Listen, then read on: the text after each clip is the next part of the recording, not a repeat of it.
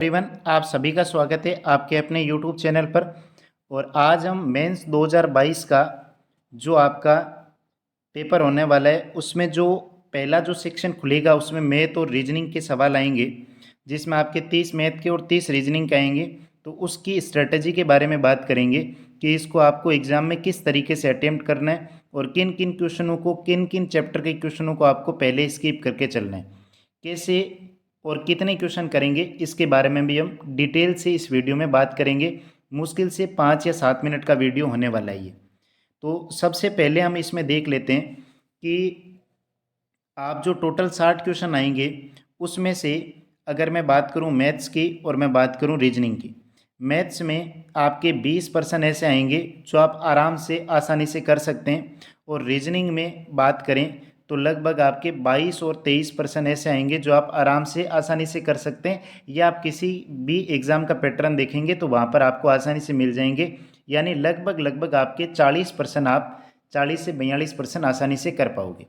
अब जो मेन मुद्दा यहाँ पर है कि टॉपर जो होगा उसके ऊपर आपको ध्यान नहीं देना है।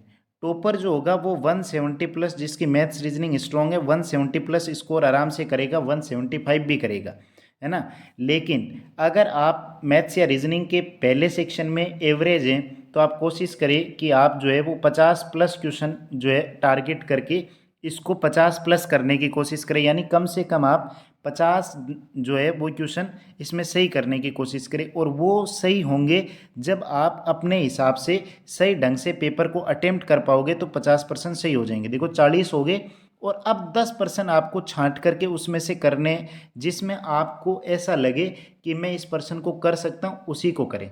ठीक है, अब हम एक एक जो टॉपिक स्किप करने, स्किप वाली आर्ट में बता देता हूँ। और यहाँ पर आपको ध्यान रखना है, पहला पेपर को आप 2 राउंड में अटेम्प्ट करेंगे। 2 राउंड में पेपर को अटेम्प्ट करेंगे।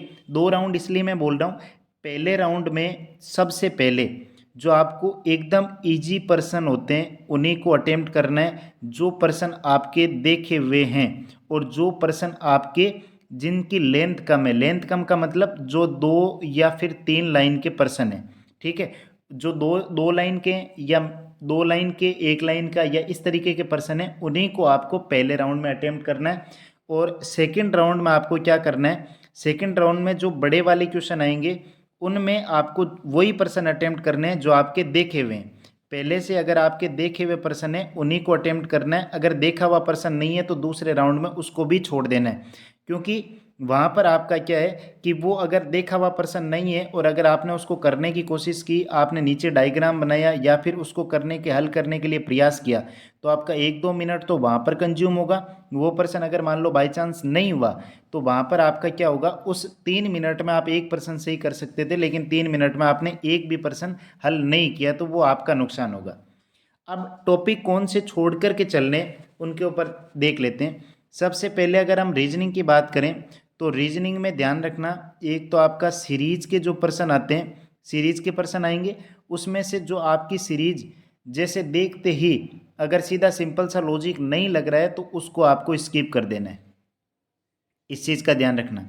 दूसरा, इसमें आपका जो सारणी वाला पर्सन आता है जिसमें आपकी विलुप्त नंबर यानी कि जो मिसिंग नंबर होता है वो अगर आपको निकालना है और उसमें अगर आपका सीधा सा लॉजिक लग रहा है तब तो ठीक है, अगर उसमें थोड़ा सा घुमा फिरा के है तो उसको भी आपको स्किप करना है। ये ज़्यादा पर्सन नहीं होंगे। और तीसरा जो आपको पर्सन स्किप करना है वो आपका जो करना है सीटिंग अरेंजमेंट का। ठीक है, सीटिंग अरेंजमेंट का जो भी क्वेश्चन आएगा थोड़ा सा ध्यान रखना। सीटिंग अरेंजमेंट वाले में जो भी आपका अगर 4 का सीटिंग 6 तक का सीटिंग अरेंजमेंट आता है तब आप उसको 6 तक वाला आएगा वो दूसरे राउंड में करना है। ठीक है, अगर 8 का सीटिंग अरेंजमेंट आता है तो उसको कोशिश करना लास्ट के टाइम में करने की, नहीं तो आपको इसको पहले राउंड में भी नहीं करना और दूसरे राउंड में भी। अगर आपकी मैथ और रीजनिंग एवरेज है तो मैं बात कर रहा हूँ, अगर आपकी मैथ और रीजनिंग ठीक है तो आप इसको दूसरे राउंड में वैसे भी कर दोगे। चौथी चीज़, अगर ब्लड रिलेशन में P plus Q plus R plus S, P plus Q का संबंध दे रखा है, पी क्यू की मात्रा है, इस टाइप का जो पर्सन है उसमें अगर आपको लगता है कि थोड़ा सा लंबा जाएगा, इसको पहले राउंड में अटेम्प्ट नहीं करना है, तो इस टाइप से ये वाले जो आपके पर्सन है इन प्रश्नों को ध्यान में रखना है। और इन प्रश्नों में ये लगभग ऐसे जो आपके चैप्टर है जो आपको थोड़ा मुश्किल लगता है उनको आप पहले ही दिमाग में ऐसे बना करके चले कि हाँ, जैसे एक वो कोडिंग डिकोडिंग में अगर कोई नई कोडिंग डिकोडिंग का पैटर्न पूछे तो ये लगभग लगभग आपके 7 या 8% ऐसे हैं जिनको आपको दिमाग में एग्जैक्ट रखना है और पर्सन आते ही उसको स्किप करके अगले पर्सन पर चल के, और उस रीजनिंग में जो 30% आएंगे उसमें से 20 से 22% आपको पहले राउंड में अटेम्प्ट करने, 20% कम से कम 20% आपको अटेम्प्ट करने हैं। अगर आपके 16-17 भी होते हैं तो कोई दिक्कत नहीं है। अब 16-17 जो पर्सन होंगे वो आपके 12 से 13 मिनट में अटेम्प्ट हो जाएंगे, और 12 से 13 मिनट में अटेम्प्ट होने के बाद में आपका जो है वो थोड़ा सा कॉन्फिडेंस जो है वो अप हो जाएगा। अब आप मैथ्स पहले करते हैं या रीजनिंग पहले करते हैं वो आपके ऊपर डिपेंड है। दूसरी अगर मैं बात करूं सेशन मैथ की, तो मैथ वाले पोर्शन में ध्यान रखना जो भी पर्सन 3-4 यानी कि 2 या 3 लाइन का तब अटेम्प्ट करना है, 3-4-5 लाइन का आ जाए उसको आपको स्किप करना है, उसको पहले राउंड में करना ही नहीं है बिल्कुल। दूसरा, ज्योमेट्री का अगर कोई नया पर्सन आता है तो उसको आपको पहले राउंड में बिल्कुल भी टच नहीं करना है। इसके बाद में अगर माध्य माध्य का बहुलक इस टाइप में जो सारणी वाला पर्सन आता है और जिसमें 10 और 15 ऐसे कुछ रेंज दे रखी है, उस वाले पर्सन को आपको पहले राउंड में अटेम्प्ट नहीं करना है, इसको आपको छोड़ करके चलना है। ये चीज़ आप ध्यान रखोगे। उसके बाद में अगर कोई ट्रिग्नोमेट्री में थोड़ा सा लेंथी पर्सन आता है, लंबी इक्वेशन आती है, और आप उसमें क्या है कि आपको लगता है कि मैं इसमें थीटा 30 रख दूं, 45 रख दूं, 60 रख दूं, या फिर बेसिक से सोल्व करने की कोशिश करते हैं, तो उसमें भी आप ट्राई मत करना। पहले आपको आसान आसान करने, ये दूसरे राउंड के लिए आपके काम आएंगे। क्योंकि पहले अगर आपके आधे घंटे में 40 के समथिंग क्वेश्चन हो गए तब आपका कॉन्फिडेंस ऊपर हो गया, या 30-35 जितने भी हो जाते हैं, तो ये वाली चीज़ें आपको ध्यान रखनी है। इसके बाद में अगर मैं बात करूं तो जैसे परसेंटेज में और लाभ हानि में अगर लंबा सा प्रश्न आता है 4 या 5 लाइन का, उसको स्किप करना है, नहीं तो आपको उसको अटेम्प्ट करना है। या फिर कोई ऐसा डाटा लगे कि भाई जिसमें लाभ हो रहा है 17% या फिर 19% की हानि हो रही है और थोड़ा कैलकुलेटिव लग रहा है, तो उसको भी स्किप करना है। अब आपको ये लग रहा होगा कि मैं ऐसे सारे ही पर्सन स्किप करने बता दूंगा, तो आपके सारे पर्सन ऐसे स्किप करने वाले नहीं आएंगे। यहाँ ध्यान रखना, 30 में से मुश्किल से 10 सवाल ऐसे होंगे जो आपके 5 नए होंगे, 5 कैलकुलेटिव होंगे, बाकी 20 जो है वो प्रीवियस ईयर पर जो आपने पढ़े हुए हैं और जो आपके फॉर्मूले जो आपने कॉपी में नोट कर रखे हैं प्रीवियस ईयर के, उन्हीं में से सीधे डायरेक्ट आने, और एकदम डाटा भी सीधा सिंपल सा आएगा। तो ये चीज़ें ध्यान रखनी है। और एक चक्रवर्ती ब्याज में अगर 3 साल के चक्रवर्ती साधारण ब्याज में ऐसा कुछ कॉम्बिनेशन दे, या फिर जैसे मान लो 8 मासिक, या फिर ऐसा कुछ करके जिसमें आपकी दर 10 या 20% के अलावा दे रखी है, तो उसको भी पहले राउंड में अटेम्प्ट नहीं करना है। तो यहाँ पर जो ऐसे करके मैथ में जो ऐसे होंगे वो लगभग 10 से 12 क्वेश्चन ऐसे होंगे जो पहले राउंड में अटेम्प्ट नहीं कर रहे हैं। यानी कि आपको लगभग लगभग 17-18% जो है वो पहले राउंड में अटेम्प्ट हो जाएंगे, और रीजनिंग में 20 हो जाएंगे। यानी कि लगभग आपका मान के चलो कि 35 के आसपास ऐसे क्वेश्चन होंगे जो आपके 30 मिनट के अंदर अंदर आप एक बार जो है वो पहला राउंड कंप्लीट कर जाओगे। अब आपको दूसरे राउंड में क्या करना है? दूसरे राउंड में आपको उसी टाइप में जो मैथ सेक्शन करोगे, तो मैथ वाले सेक्शन में क्या करना है, जो आपके पढ़े हुए हैं लेकिन थोड़े से कैलकुलेटिव है उनको आपको ट्राई करना है। या फिर आपको लगे कि ये पैटर्न मेरा पढ़ा हुआ है, सिमिलर है, ज्योमेट्री में या फिर ट्रिग्नोमेट्री में इस टाइप का मैंने किया हुआ है पहले क्वेश्चन, तो उसको आपको करना है।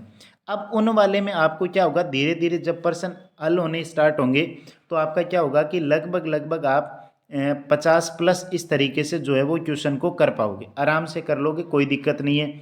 अगर आपका लास्ट के दिनों में प्रायिकता या फिर क्रम से संचय, कॉम्बिनेशन, परम्यूटेशन, ये वाले चैप्टर अगर आपके नहीं पढ़े हुए हैं, तो इनको आप क्या है कि एक बार नॉर्मल थोड़ा सा फॉर्मूला देख करके चले जाए, और बाकी ज़्यादा इसमें कुछ डीप में पढ़ने की ज़रूरत नहीं है। डीप में पढ़ोगे तो 2-3 दिन में इनमें एक्सपर्ट भी नहीं हो पाओगे आप, और पर्सन जो है वो आते हुए भी गलत हो जाएगा। तो इन चीज़ों का विशेष तौर पर ध्यान रखना है। और बाकी जितना आप आराम से काम होकर के, जितना शांत होकर के पेपर को हल करोगे, उतना ही आपके लिए जो है वो बेनिफिट होने वाला है। और अगर घबराहट में पेपर करोगे तो पेपर का पर्सन आप कॉपी में लिखोगे, वो पर्सन होगा भी नहीं, आपके 2 मिनट उसमें वेस्ट हो जाएंगे। इस चीज़ का बिल्कुल भी विशेष तौर पर ध्यान रखें, ठीक है। और बाकी आप अपने आप में बेस्ट करके जा रहे हो, और सारी चीज़ें जो है वो आपकी जितनी भी आपने चीज़ें पढ़ी है वही उसी में से आने वाला है। अब लास्ट में आप है ना यूट्यूब पर या इस तरीके के जो आपके इनमें से 2% आएंगे, इनमें से 3 नंबर का पक्का है, उन वाले को थोड़ा सा कम देखिए। आपके जो चीज़ें नोट्स बना रखी है, जो फॉर्मूले इंपॉर्टेंट लगा रखे हैं, उनको एक बार थोड़ा सा रिवाइज करके चले जाएं, क्योंकि ये लास्ट में जो मन विचलित होने वाली बात है, हम इसमें ऐसे थंबनेल पर क्लिक करेंगे ही 3 नंबर वाले इसमें पक्के, 4 नंबर वाले पक्के, तो वो देखेंगे, और वो मनुष्य की प्रवृत्ति होती है, और उसको पूरा वीडियो को हम देखते भी नहीं, उससे कुछ निचोड़ निकलने वाला नहीं है, ठीक है। तो इन चीज़ों का आप विशेष तौर पर ध्यान रखें। बाकी आपका पेपर एकदम अच्छा होगा, और कोई घबराने वाली इसमें दिक्कत नहीं है। आप 50% से ही करेंगे, लगभग लगभग ऐसे मान के चलो। अगर मैथ में आप थोड़े से कमज़ोर है, एवरेज है, इंग्लिश और जीके ठीक है आपकी, तो अगर आप इसमें 130 या 140 भी लेकर के आओगे तो भी आपका लगभग सिलेक्शन होने के चांस है ना। तो आज के वीडियो में बस इतना ही, बाकी मिलते हैं आगे के वीडियो में। Thanks for watching this video.